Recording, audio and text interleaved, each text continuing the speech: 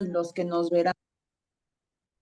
verán posteriormente, muy buenas noches a todos. Pues vamos a dar inicio, hermanos, con esta fase de estudios que hemos titulado como que este proyecto, las oraciones en la Biblia, la oración en la Biblia.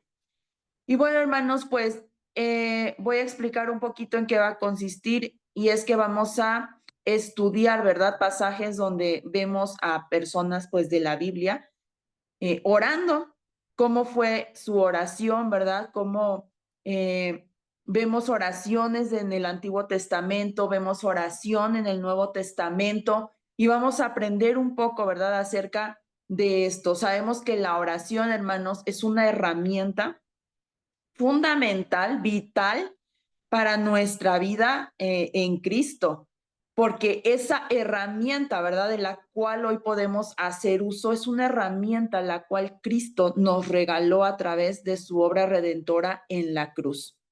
De esa forma es que nosotros podemos hacer uso de la oración y acercarnos al Padre y orar, ¿verdad? Y hablar con el Padre y comunicarnos con el Señor porque Cristo ganó esta herramienta, ¿verdad? Para nosotros. Y bueno, hermanos, yo voy a hablar un poco de una oración que hace Moisés, eh, que vemos en Éxodo capítulo 33. Ajá. Vamos a ver un poco el contexto que abarca todo el capítulo 33, pero no lo voy a leer todo. Yo me voy a enfocar en la oración que dice desde el versículo, eh, desde el 12 voy a leer. Ajá. Desde el 11 dice la palabra del Señor. Y hablaba Jehová a Moisés cara a cara, como habla cualquiera a su compañero, y él volvía al campamento. Pero el joven Josué, hijo de Nun, su servidor, nunca se apartaba de en medio del tabernáculo. Y dijo Moisés a Jehová, mira, tú me dices a mí, saca a este pueblo, y tú no me has declarado a quién enviarás conmigo. Sin embargo, tú dices, yo te he conocido por tu nombre y has hallado también gracia en mis ojos. Ahora pues, si he hallado gracia en tus ojos, te ruego que me muestres ahora tu camino para que te conozca y halle gracia en tus ojos y mira que esta gente es pueblo tuyo. Y él dijo, o sea, el Señor le contesta a Moisés y le dice, mi presencia irá contigo y te daré descanso. Y Moisés respondió, si tu presencia no ha de ir conmigo, no nos saques de aquí. Y hasta ahí me voy a quedar, hermanos. Miren, vamos a ver un poco el contexto de este pasaje. El, el Señor se comunicaba con Moisés. Específicamente el Señor hablaba solamente con Moisés en ese tiempo, había hallado gracia, como dice aquí, ¿verdad? Delante de los ojos del Señor. Y pues se comunicaba con Moisés y Moisés daba a conocer al pueblo, un pueblo que ya había sido sacado de Egipto y que en ese momento está en el desierto, camino hacia la tierra prometida. Y entonces Moisés era el vocero, ¿verdad? Moisés solo Dios hablaba con Moisés y Moisés comunicaba al pueblo. Pero en una de esas que Moisés sube a un monte, al monte Sinaí, recordemos lo que pasó, Dios le está dando la ley, pero mientras eso ocurre, el pueblo desesperado, un pueblo que recién sale de Egipto, ¿verdad? Que obviamente está muy contaminado, muy influenciado por Egipto, hacen un becerro de oro y lo adoran. Y entonces Dios se molesta, se enoja tanto con este pueblo que piensa en destruirlos y le dice a Moisés, déjame, o sea, déjame destruirlos a todos y yo haré de ti una gran nación. Moisés le dice, Señor, ¿qué van a decir los pueblos? Porque vemos que Moisés hablaba de esa forma con el Señor, ¿verdad? Cara a cara. Ahorita vamos a explicar a qué se refiere, pero hablaba de esta forma y le dice, ¿qué van a decir si tú destruyes ahora este pueblo? ¿Qué van a decir los pueblos que vieron todas tus maravillas, ¿verdad? ¿Cómo los liberaste de Egipto? Se van a burlar, ¿no? Se van a burlar y entonces el Señor dice, está bien, no les voy a hacer mal. La cosa es que comienza este pasaje, este capítulo 33, el Señor está enojado con el pueblo y En ese capítulo 33 le dice Moisés, prepárate porque tienes que caminar, o sea, tienen que seguir avanzando hacia la tierra prometida, no pueden estar aquí en el desierto. Todavía en este momento, el Señor no ha pensado en dejar los 40 años en el desierto. Él les dice, tienen que avanzar. Y le dice, pero yo no voy a ir en medio de mi pueblo, le dice el Señor a Moisés.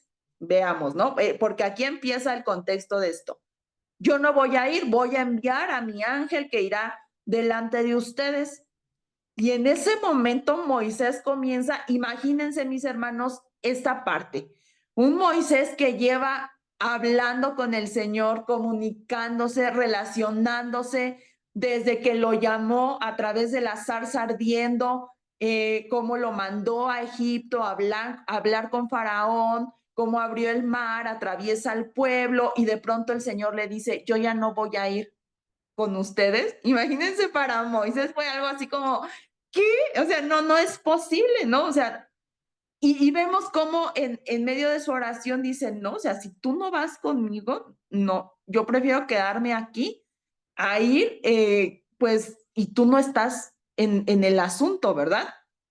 Entonces, vemos que entonces, en medio de esta declaración donde el Señor le dijo, yo ya no voy a ir delante de ti, el Señor no les había negado, hermanos, la tierra prometida. El Señor les había dicho, van a ir a la tierra que ya le prometí a sus padres, a Abraham, a Isaac, a Jacob, pero yo ya no voy a ir en el asunto. Quizá el pueblo, hermanos, en ese momento no comprendía a lo mejor el impacto de esto que acaba de decir el Señor, pero en Moisés sí, en Moisés sí, sí pasó algo, hermanos. Y vamos a ver un poco de quién era Moisés, quién es esta persona que hace esta oración, ¿verdad? Delante del Señor.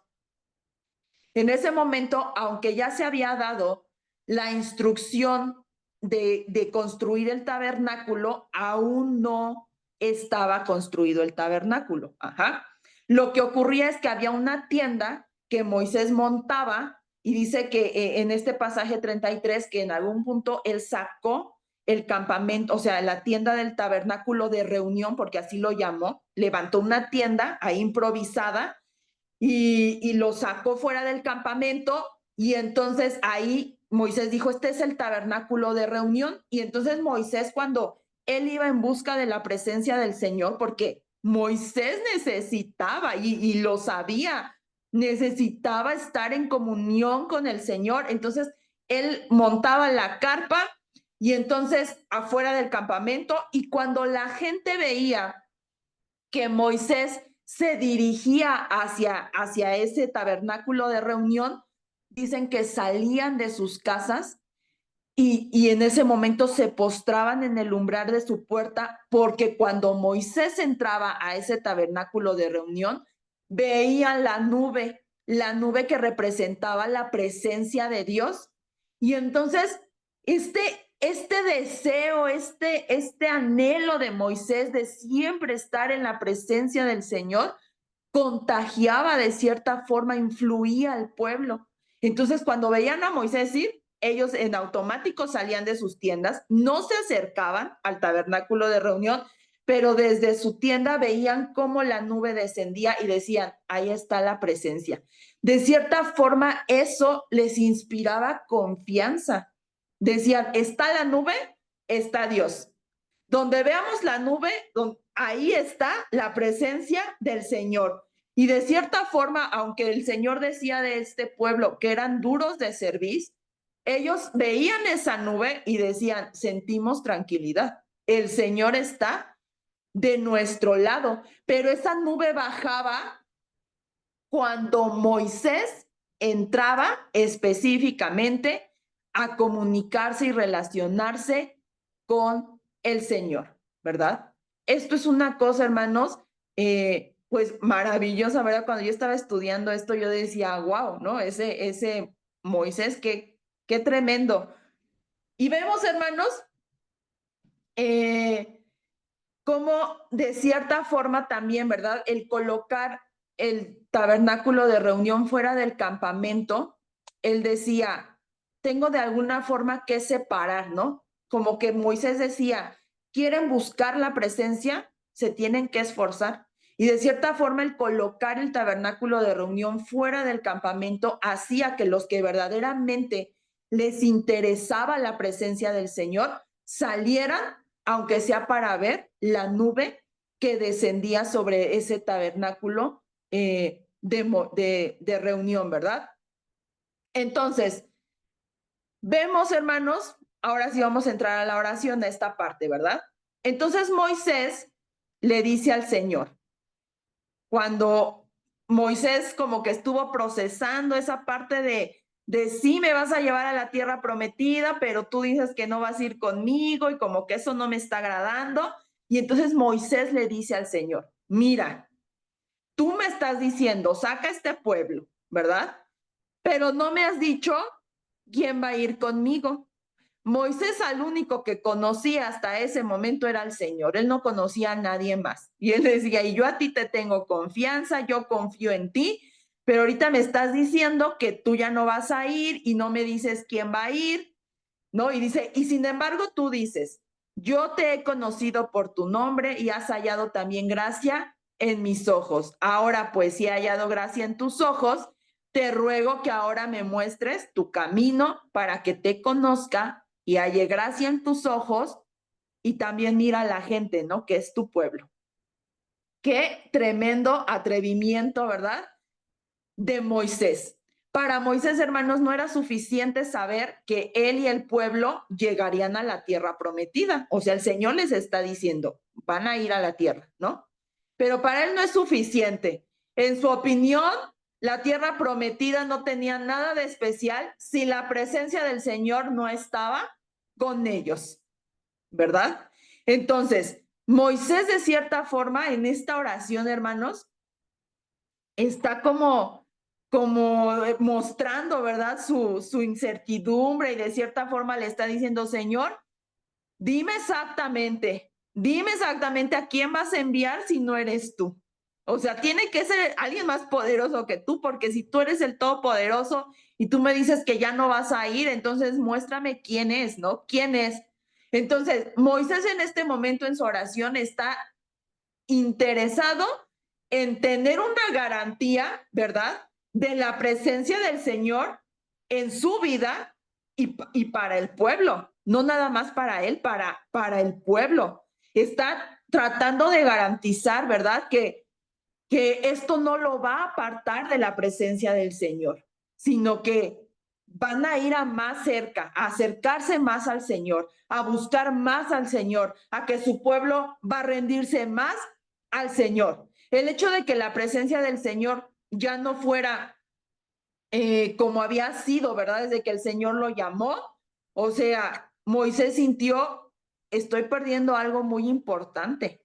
O sea, él dijo, no, esto, señores, no, si tu presencia no va, lo pierdo todo, pierdo el sentido, pierdo el rumbo, pierdo el habla. Si antes yo te había dicho que no hablaba bien y tú me dijiste que tú ibas a hablar conmigo y que tú ibas a estar ahí, hasta yo creo que en ese momento regresó a ser tartamudo, ¿verdad? O sea, imagínense cómo debió de ser para Moisés. Entonces, la forma, ¿verdad? Que Moisés se acerca al Señor en esta oración tan audaz, hasta podríamos decir, qué grosero, ¿no? O sea, qué grosero como hasta presionó a Dios, así como que, a ver, a mí dime a quién vas a mandar, porque a mí no me queda claro y no me convence el que tú no vayas conmigo. Moisés estaba decidido a tener la presencia de Dios cerca de él y por lo tanto cerca de Israel, del pueblo, ¿verdad? Lo más cerca posible. Y él sabía, hermanos, que esta era la única forma para que verdaderamente hubiera una restauración de su pueblo con el Señor, porque recordemos que en este punto el Señor está enojado con el pueblo. Y Moisés dice, si ahora me dices que tu presencia ya no va a ir, pues ¿cómo se van a relacionar entonces contigo? Entonces, ¿cómo van a estar más cerca de ti? Era una preocupación genuina de Moisés. Y le dice, o sea, si tú me has dicho que yo he hallado gracia en tus ojos, qué valiente Moisés al acercarse a Dios de esta forma, ¿verdad? pero él basa su valentía, esta audacia, este atrevimiento en la gracia que Dios ya le había mostrado. Moisés le dice, tú me has dicho que hallé gracia en tus ojos. Moisés se vale de esa gracia para tener este acercamiento y esta oración, decirle al Señor, si he hallado gracia, entonces muéstrame tu camino, ¿no? Esta es una gran base y esta es una gran enseñanza para todos nosotros. Cuando nos acercamos a orar al Señor, hermanos, su gracia es la base que puso nuestro Señor Jesucristo para que confiadamente podamos dialogar y acercarnos a platicar, ¿verdad? Con el Señor. Entonces, podemos ver que aunque Moisés era un hombre completamente terrenal caminando en este mundo, él estaba conectado con Dios en todas las cosas celestiales. Él era un hombre terrenal, pero a través de esta relación tan cercana que él tenía con el Señor, ¿verdad? Él estaba conectado al cielo. Y es que eso es la oración, hermanos. La oración, aunque estamos en este mundo, es la puerta, es la conexión, lo que nos conecta al cielo.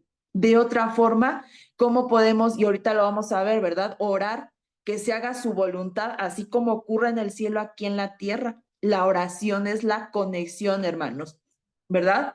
Otro tema en esta oración de Moisés es conocer, la palabra conocer, porque aquí habla mucho de que Moisés conocía al Señor y el Señor conocía a Moisés. Dice que hablaban cara a cara como habla cualquiera con su compañero. Está hablando de una relación, hermanos, muy estrecha, donde Dios conoce a Moisés y Moisés conocía a Dios y quería más conocerlo, ¿verdad? Y Dios responde a esta oración de Moisés y él le da la promesa de su presencia y le dice, mi presencia irá contigo y te daré descanso.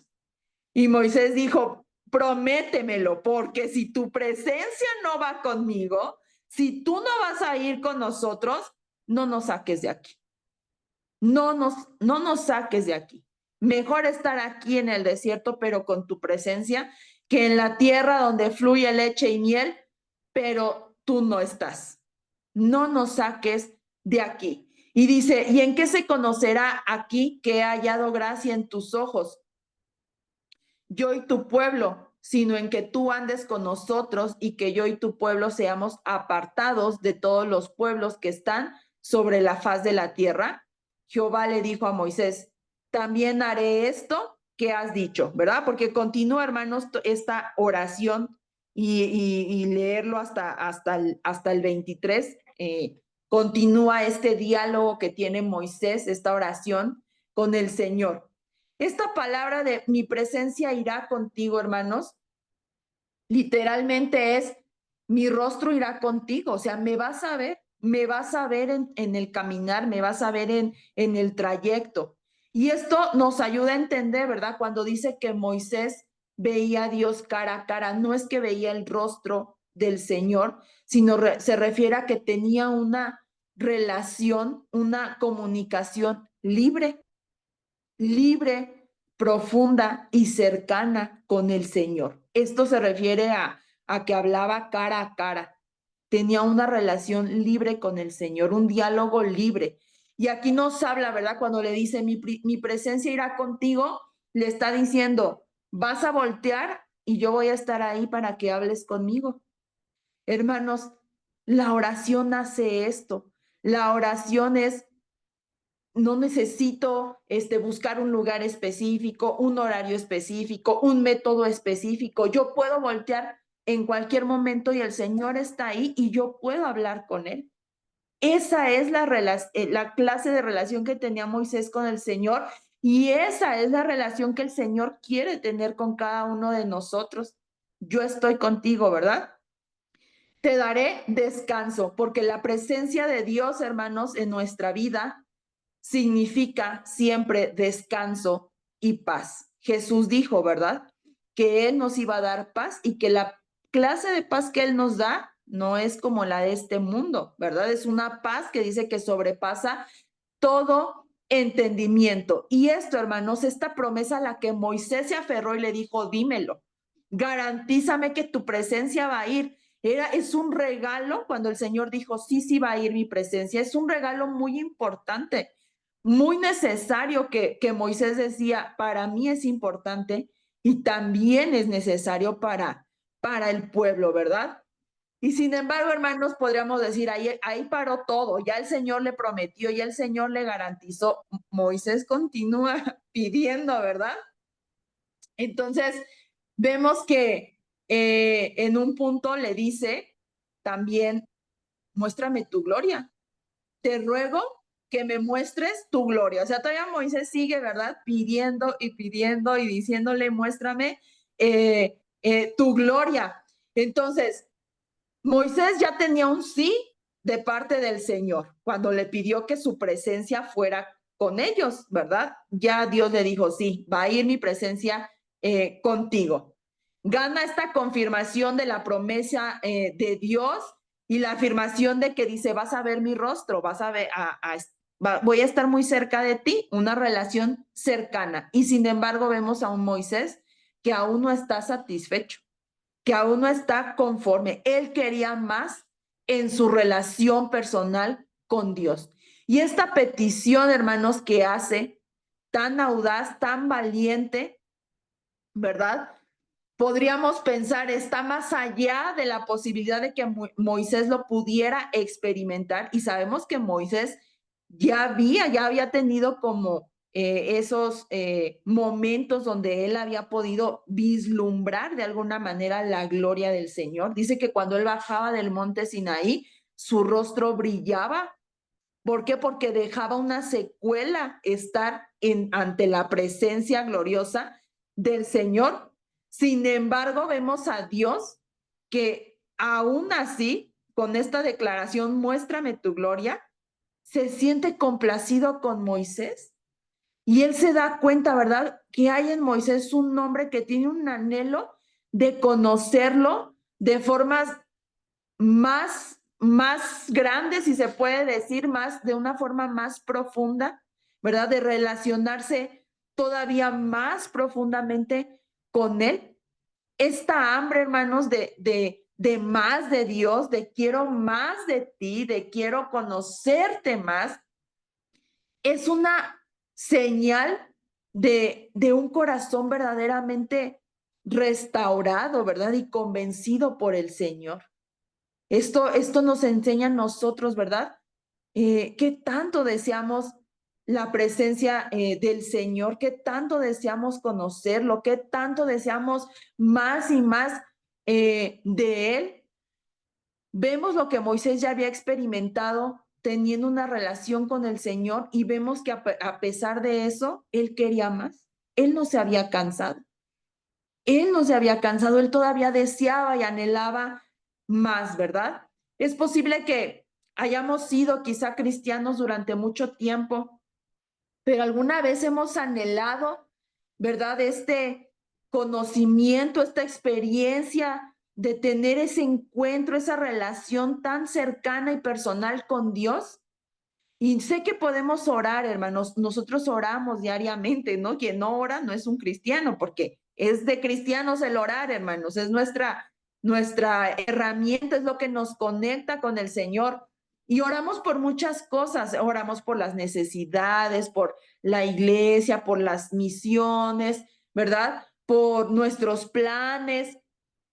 Sí, todos tenemos necesidades y peticiones personales, pero ¿cuánto sabemos de tener este deseo por la presencia de Dios mismo en nuestras vidas? Eso es lo que pidió Moisés. Muéstrame tu gloria. Moisés está diciéndole al Señor, llévame un paso más, llévame un paso más cerca de ti, lo más cerca que se pueda en mi vida terrenal y nunca dejes, ¿verdad? Que me aparte de ese lugar, que retroceda. Esta es una petición, hermanos, muy interesante, ¿verdad? Porque sí vemos que ya había visto Moisés la gloria de Dios, pero aún así no se conformaba. Él quería más, él sentía que quizás no había visto nada, ¿verdad? Entonces, Moisés tenía cierto sentido de lo que estaba pidiendo en cuestión de su gloria. Él sabía, ¿verdad?, cómo era la gloria del Señor. Y vemos en los pasajes de la Biblia que muchos hombres que vieron en visiones, en la gloria del Señor, sintieron por un momento que se moría. Y la palabra de Dios lo dice, porque no va a haber hombre que me vea y viva, ¿verdad? Y Moisés de cierta forma tenía ya era consciente de esto, pero aún así no estaba satisfecho, ¿verdad? Y el Señor le responde, hermanos, a esta petición. Le dice, yo haré pasar todo mi bien delante de tu rostro y proclamaré el nombre de Jehová delante de ti y tendré misericordia del que tendré misericordia y seré clemente para con el que seré clemente. Y todavía dijo más, no podrás ver mi rostro porque no me verá hombre y vivirá. Y voy a terminar, hermanos, con esto. Ante esta petición, el Señor le dice, sí, Moisés, te voy a mostrar mi gloria. Dice, pero no es un asunto cualquiera. Le dijo, te tengo que esconder, voy a poner una peña al lado de mí y ahí te vas a esconder. Cuando yo voy a pasar delante de ti, yo voy a tapar con mi mano esa peña. Entonces, cuando yo pase, ya quitaré mi mano, dice, y me vas a ver las espaldas. Esto, hermanos, es algo impresionante porque nuestra peña es Cristo. Nuestra peña es el Señor. Hay un pasaje que a mí me encanta, hermanos, que dice que nuestra vida está escondida en Cristo.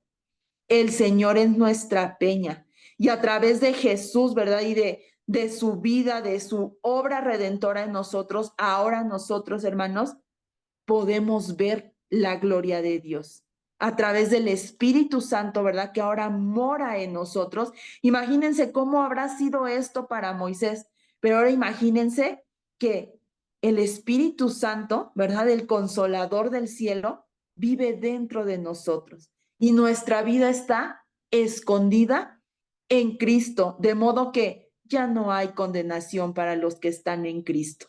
Ahora tenemos acceso directo, ¿verdad? A conectarnos con el Padre, a conectarnos con el cielo a través de Jesucristo, porque Él es el que intercede por nosotros. Y bueno, hermanos, pues de mi parte es todo. Y yo cedo la palabra a mi hermano Jorge.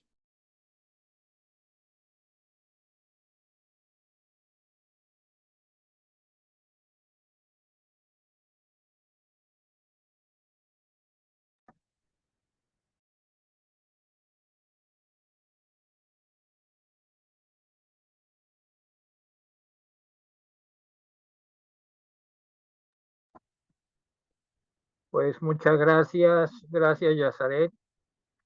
En mi caso, estoy impactado verdaderamente cómo el Señor ha dado palabra desde el principio y sabemos que este proyecto pues es del corazón del Señor, porque nada desea más nuestro Dios, así lo sentimos, que tener una comunión y una comunicación muy estrecha con su pueblo.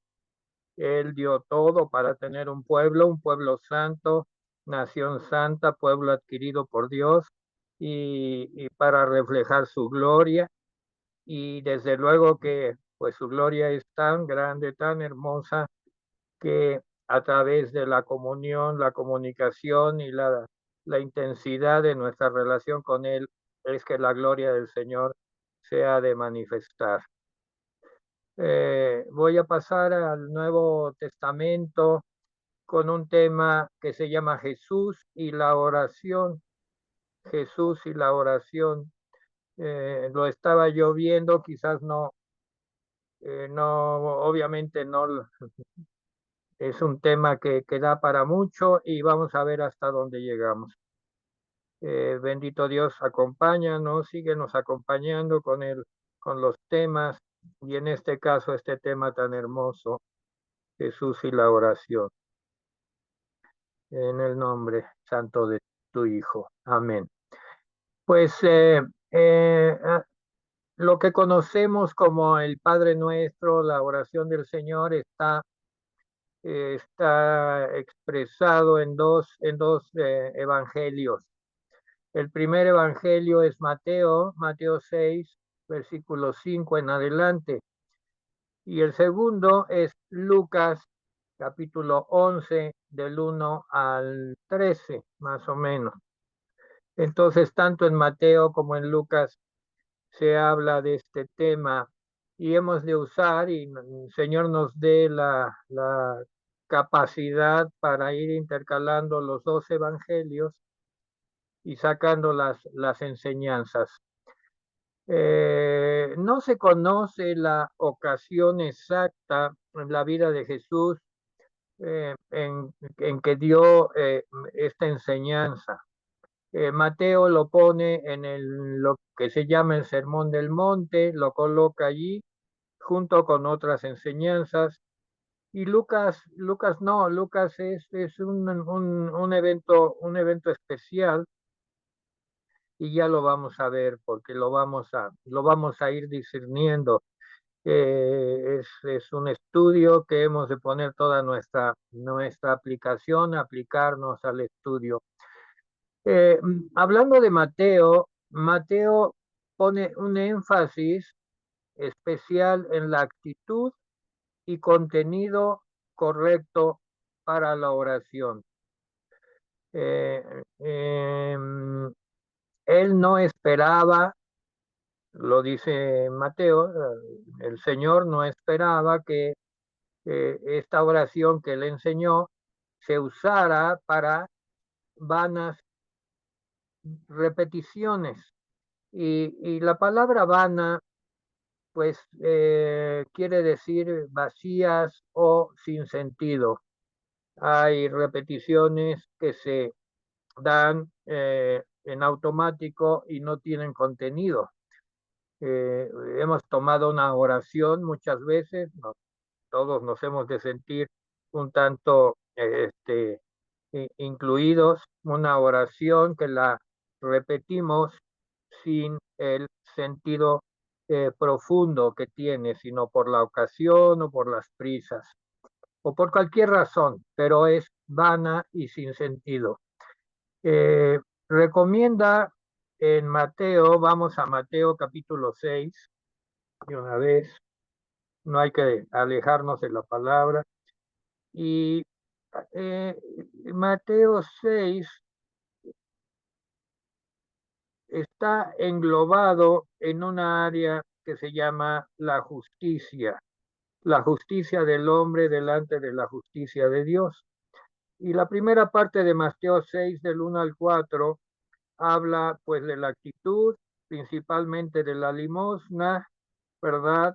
Que el hombre pues busca que su justicia sea vista, que su justicia sea mostrada a los demás, ¿verdad? En un acto vano de presunción. Y dice, pues, dice tu padre, todo lo ve en secreto y que tu limosna sea en secreto.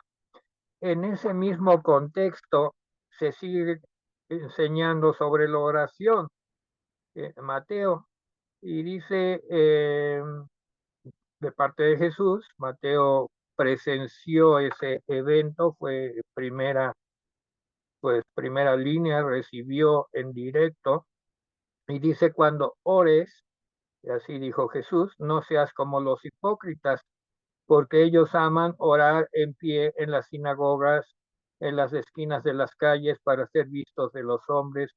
De cierto os digo que ya tienen su recompensa.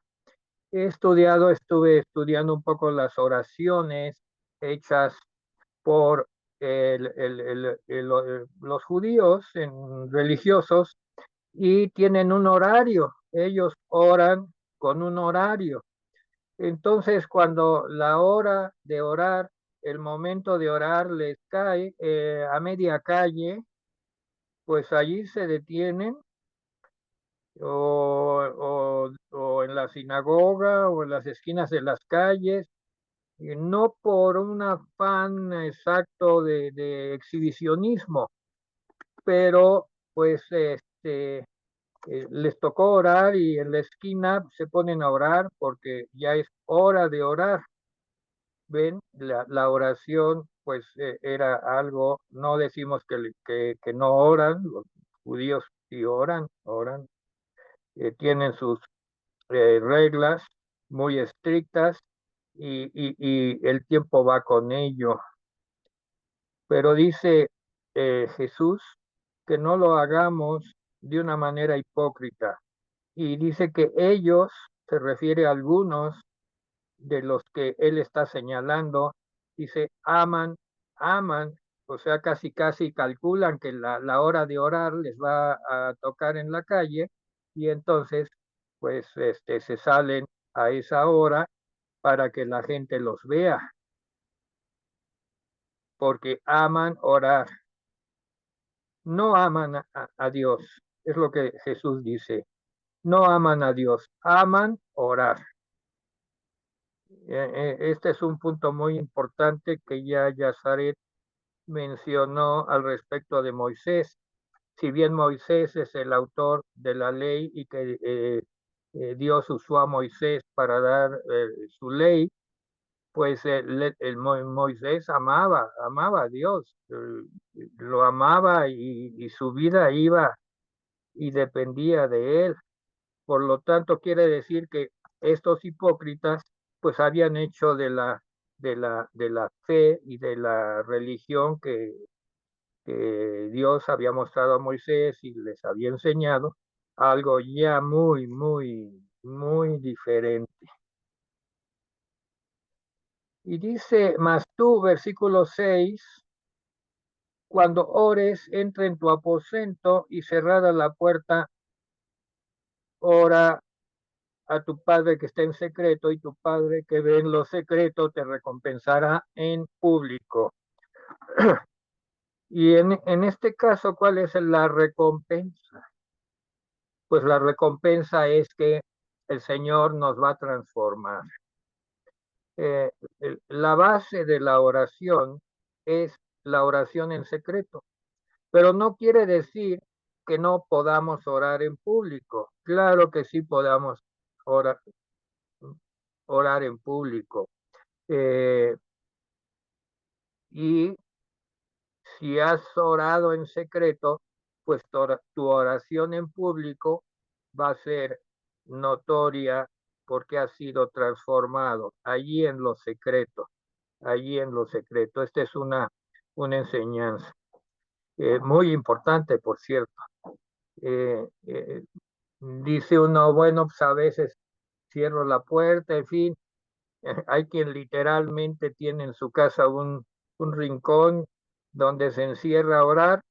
Puedes hacerlo de la manera que el Señor te indique o que las posibilidades que tengas, pero puedes aislarte y orar o puedes orar en público, pero habiendo orado en lo secreto.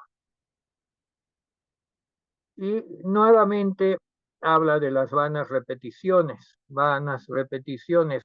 También podemos interpretar que esto de las vanas repeticiones, pues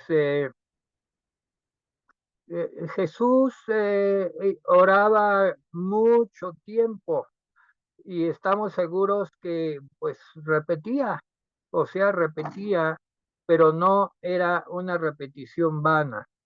Eh, la repetición prolija, la repetición sin sentimiento, sin sentido, es la que Cristo condena.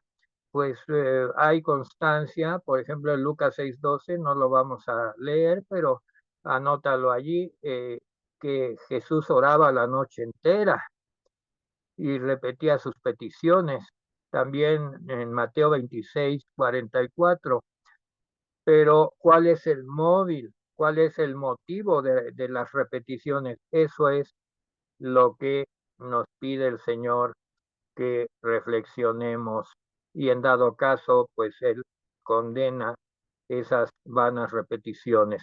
Vana quiere decir vacía, quiere decir sin un sentido, sino nada más hablar por hablar.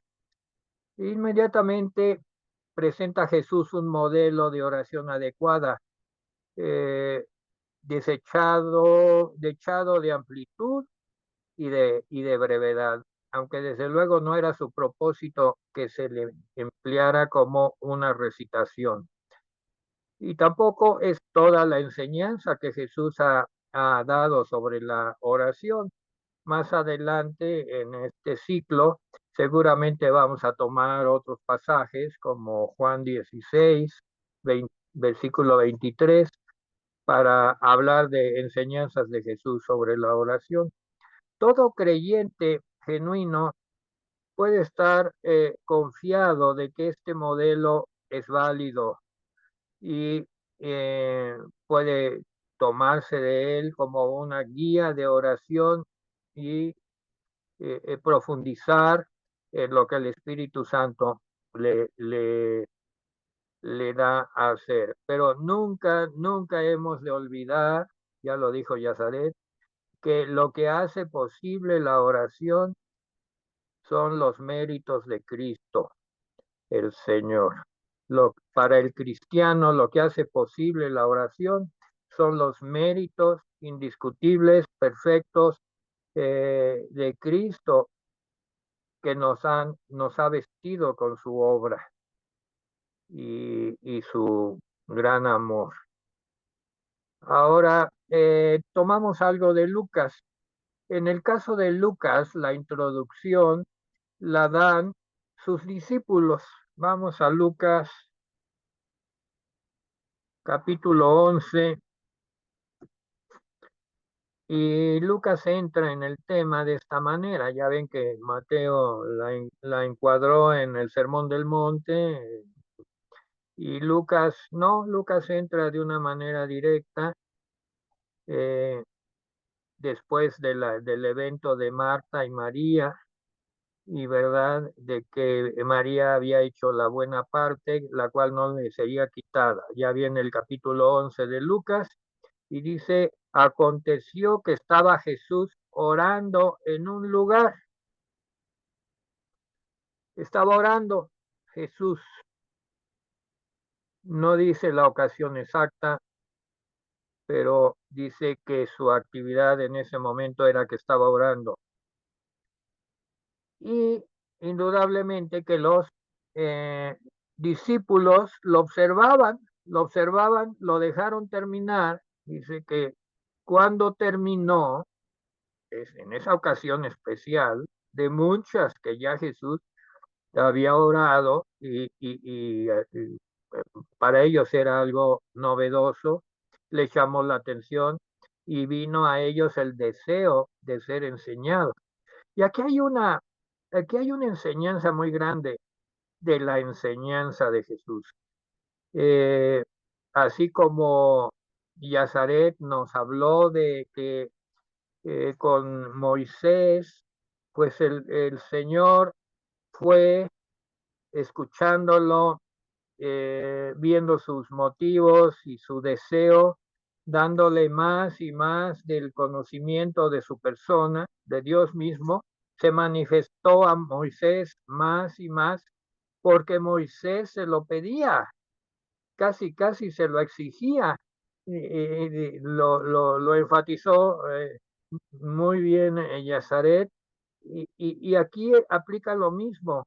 Dice que ya había habido muchas ocasiones que estaban viendo a Jesús orar, pero en esa ocasión ya no pudieron más, y uno de ellos, no dice quién, cuál de los discípulos, se apersonó con Jesús y dice: uno de sus discípulos, versículo 1, Lucas 11, versículo 1, uno de sus discípulos le dijo: Señor, enséñanos a orar.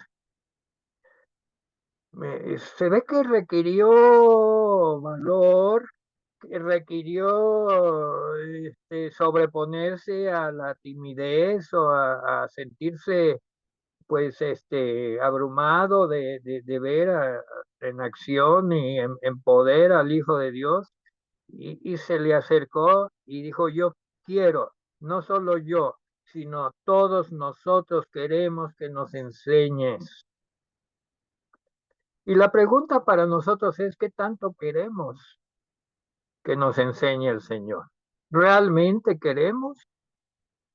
Este discípulo quería, deseaba y se apersonó a nombre de los demás.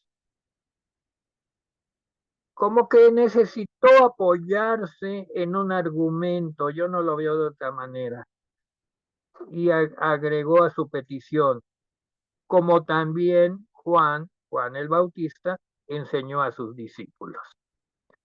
¿Era necesario? No lo sé, pero él lo sintió necesario. O sea, Juan vino a preparar el camino, ¿verdad? Para que el Señor, y todo lo que Juan hizo, pues, y realizó, sirvió como un apoyo, un abrir brecha para la venida del Señor. Y eso está profetizado.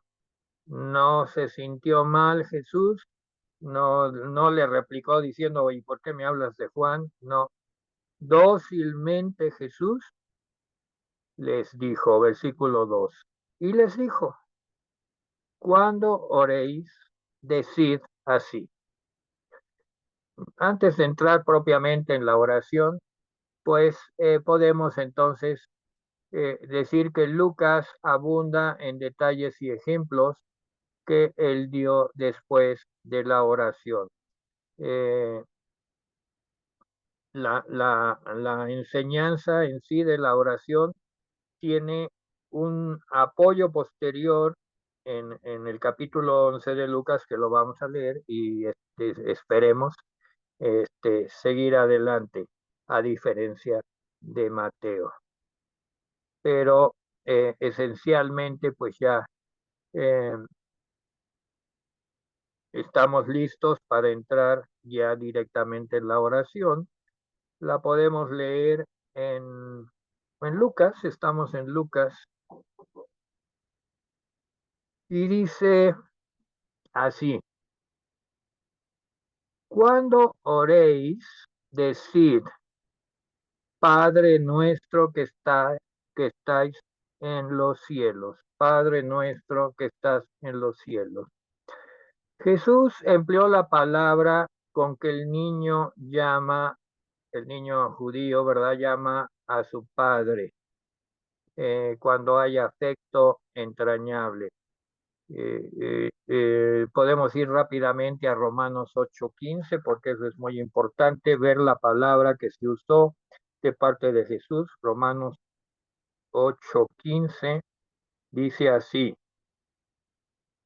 pues no habéis recibido el espíritu de esclavitud para estar otra vez en temor, sino que habéis recibido el espíritu de adopción por el cual clamamos, Abba Padre.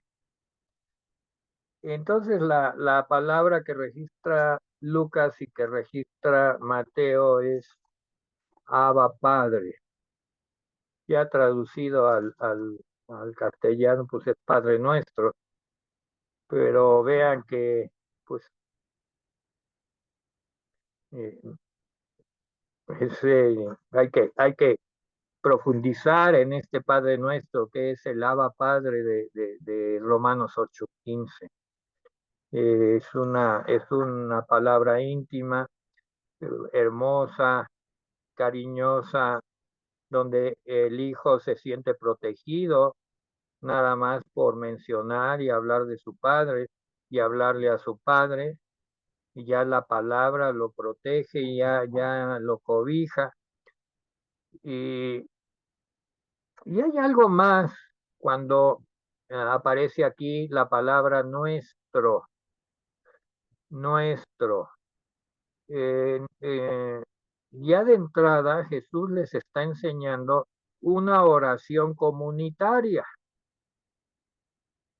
Eh, eh, Aunque dice que te aísles en tu aposento y digas Padre nuestro, pues allí en tu aposento no hay no hay nadie más que tú, estás en una oración personal, pero ya desde el principio estás hablando de varios, de una comunidad.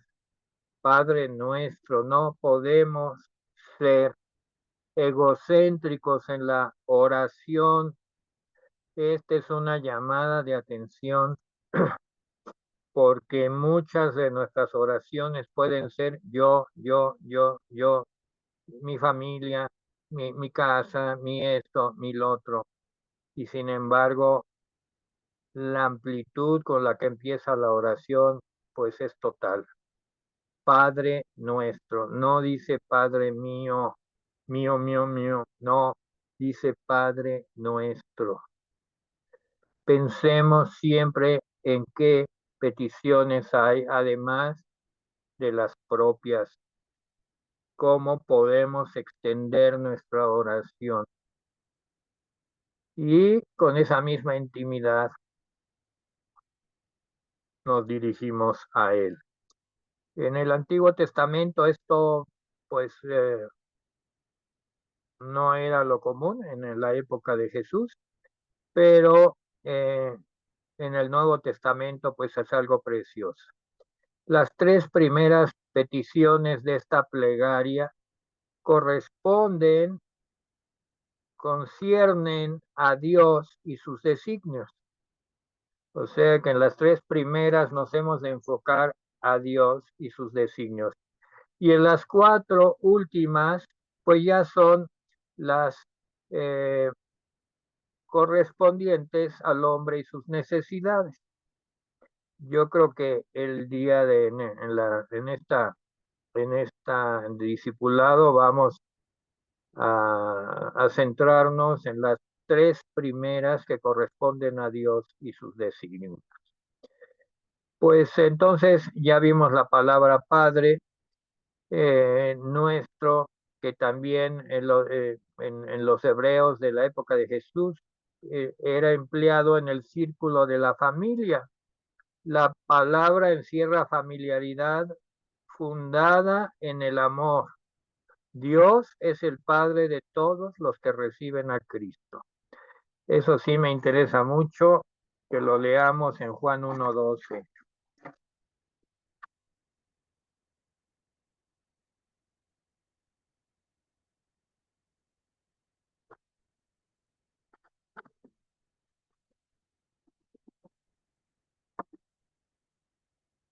Juan 1:12 dice, mas a todos los que le recibieron, a los que creen en su nombre, les dio potestad de ser hechos hijos de Dios. O sea que los cristianos que hemos recibido al Señor, hemos creído en su nombre, hemos recibido la autoridad, la potestad, o sea, el poder, la investidura de ser hechos hijos de Dios.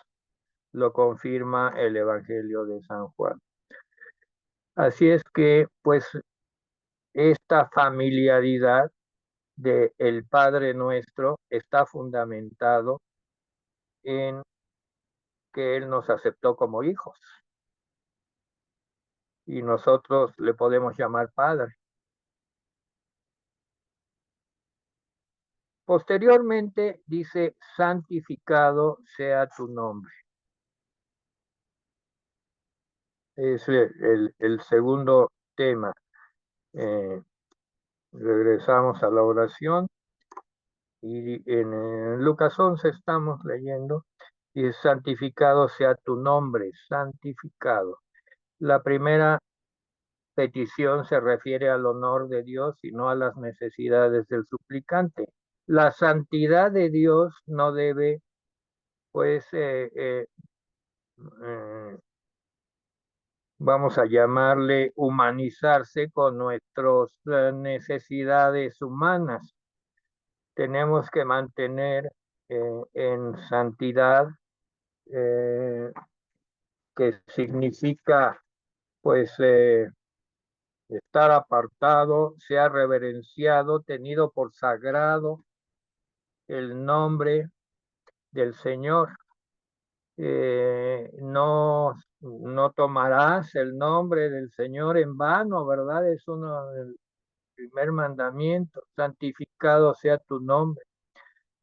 Si bien esta oración tiene como objeto, por un lado, orar por nuestras necesidades, pero estamos viendo que mayor propósito de la oración es declarar quién es nuestro Dios y qué características tiene en su santidad, en su grandeza, en su gloria. Estamos a veces tan abrumados por nuestras necesidades humanas, materiales, que nos surge en una oración llegar rápido con el Señor a decirle, es que rápido, rápido, Señor, protégeme, Señor, dame provisión. No, tenemos que establecer a quién le estamos orando, qué, qué Dios es nuestro Dios, qué hermosura, qué poder, qué gloria, qué santidad. Santificado sea tu nombre. La santidad de Dios no la vamos a mezclar con eh, nuestras necesidades humanas, que vamos a ver que Él conoce desde antes de que las digamos, porque esa es otra característica. Venga tu reino. El reino mesiánico no únicamente, pues los judíos que lo esperan y lo esperan a su modo, sino todos los creyentes en Cristo deberíamos interesarnos vivamente en su venida. ¿No habría Jesús enseñado esta petición si el reino ya estuviera presente? Eh, sí lo dijo, el reino ya está entre vosotros, porque Él estaba, pero el reino todavía no viene en su aspecto general. Ya tenemos un anticipo en nuestro corazón, ya hemos estudiado el reino, nos estamos preparando para el reino, pero una manera de obrar es orar por la venida del reino. Venga tu reino. Esto es muy, muy específico. Si ya el reino estuviera, ya no lo hubiera enseñado Jesús aquí en la oración. Sin embargo, lo puso como una petición primaria antes de entrar a las peticiones personales. Y la tercera es hágase tu voluntad. Hágase tu voluntad en el cielo. Los ángeles cumplen la voluntad de Dios sin vacilación, ni, ni réplica. Y la oración demanda la misma clase de obediencia para el adorador. Venga tu reino, hágase tu voluntad, así en la tierra como en el cielo. Como en el cielo, así también en la tierra. Pues vamos a dejar hasta aquí, prácticamente se nos ha acabado el tiempo y dejamos las otras 4 peticiones ya relacionadas con las necesidades o lo que Dios quiere que pidamos para nosotros, para el pueblo, para nuestra familia, nuestra comunidad. Eso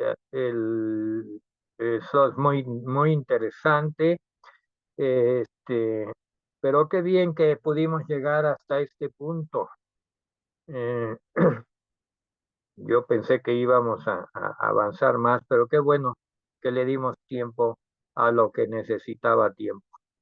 Darle la gloria al Señor, santificar su nombre, declarar pues que su nombre, Abba Padre, tuvo el precio del sacrificio de Cristo, que podamos llamarle Abba Padre a todos los que le recibieron, a los que creen en su nombre, les dio potestad de ser hechos hijos de Dios.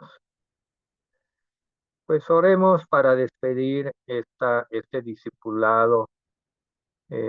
Como siempre, el Señor nos supera en nuestras expectativas y démosle gracias por ello. Bendito Dios, gracias Señor, gracias porque pues tú superas nuestras expectativas.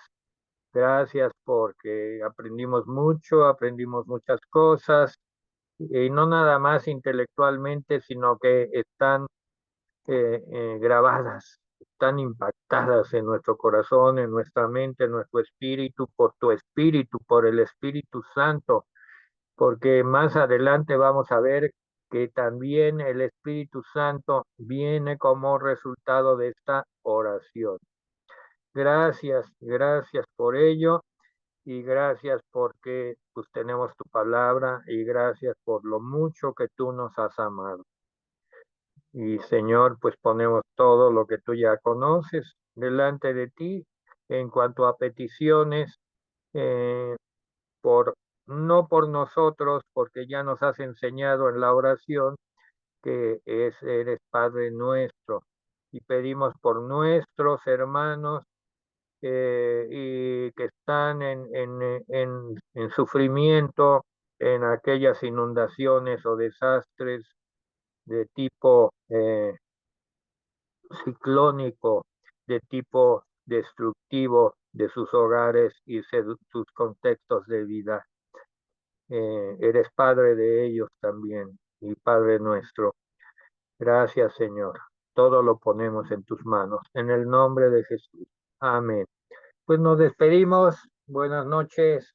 Hasta Amén. el próximo viernes. Bendiciones a todos. Gracias, Gracias. Dios los gracias, bendice. pastor. Bendiciones. Gracias, pastor. Bendiciones a todos. Bendiciones. Buenas noches.